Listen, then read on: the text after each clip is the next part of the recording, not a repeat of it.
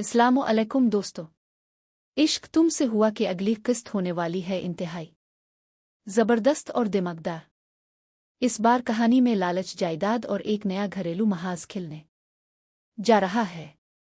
दोस्तों, अब देखेंगे कि पिंकी नफीस पर दबाव डालती है और कहती है, मुझे कुछ नहीं पता, तुम हर हाल में अपनी माँ से इस घर का हिस्सा मांगोगे और जायदाद में से भी पूरा हक लोगे। पिंकी कहती है, मुझे ये घर भी चाहिए और जायदाद में से हिस्सा भी। जिस पर नफीस भी अब खिलकर बोल पड़ता है, मैं अपना हक सुरैया और अम्मा जान को खोने नहीं दूंगा। ये घर भी लेकर रहूंगा और जायदाद में से भी पूरा हिस्सा लेकर दिखाऊंगा। मुझे कोई इस हक से महरूम नहीं कर सकता। लेकिन दूसरी तरफ सुरैया चालाकी से अपनी चाल चलती है और नफीस की मां को बहकाकर नफीस को जायदाद से आग करवा देती है और बस फिर किया घर में लग जाती है आग। नफीस और पिंकी का गुस्सा 7वें आसमान पर पहुंच जाता है और वो सुरैया से दो टोक कह देते हैं, हमें तुम्हारी चालाकियां खूब समझ आ चुकी हैं। गिल के मामले में तो मैं तुम्हारी बातों में आ गया था, लेकिन अब ऐसा नहीं होगा। अब मैं तुम्हारी बातों में आने वाला नहीं, क्योंकि अब मैं जान चुका हूं कि सबसे बड़ी फसादी, साजिशी और झूठी औरत तुम ही हो। गिल पर जो इल्जामात तुमने लगाए वो सब झूठे थे, सिर्फ साजिश थी। और अब तुम चाहती हो कि पिंकी को भी तलाक दूं, लेकिन याद रखो, पिंकी को मैं हरगिज तलाक नहीं दूंगा। इस घर पर भी कब्ज करके 34 रहूंगा और जायदाद में से भी अपना हक लेकर रहूंगा। और दोस्तों, ये वो लम्हा है जब पिंकी का असल खेल शुरू होता है।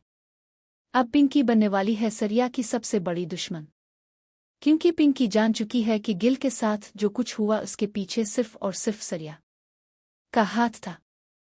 अब पिंकी गिल का भी बदला लेगी और सरिया को सबक सिखाकर रहेगी। याद रखें, पिंकी कोई आम औरत नहीं, बल्कि एक चालाक, समझदार और इंतकामी औरत है जो गिन गिन कर बदला लेगी, एक एक वार का हिसाब चुकाएगी। दोस्तों, अब आप देखेंगे कि अहमर अपनी माँ और बहन के रवैया से शदीद तंग आ चुका है। अब वो मजीद बर्दाश्त नहीं करता और गिल को साथ लेकर घर छोड़ने का फैसला कर लेता है। अहमर गिल का हाथ पकड़कर दरवाजे की तरफ बढ़ रहा होता है। हैरान रह जाता है, इसने अपने वालिद को पहली बार इतना गुस्से में देखा। और दूसरी तरफ अहमर की मां के पैरों तले जमीन निकल जाती है। जो शौहर हमेशा उसके कदमों में बैठा रहता था, आज वही शौहर उसके सामने डटकर खड़ा हो गया है। अब अहमर की मां को भी एहसास होना शुरू हो गया है कि वो गलत कर रही थी और अब वो शायद सब कुछ खो दे। क्या अहमर अब घर में रुकेगा? क्या गिल को इंसाफ मिलेगा? क्या अहमर की मां वाकई बदल जाएगी?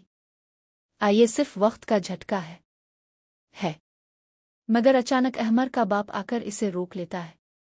अहमर का बाप जज्बात में आकर कहता है, बेटा, ये तुम्हारा घर है, तुम कहीं नहीं जाओगे।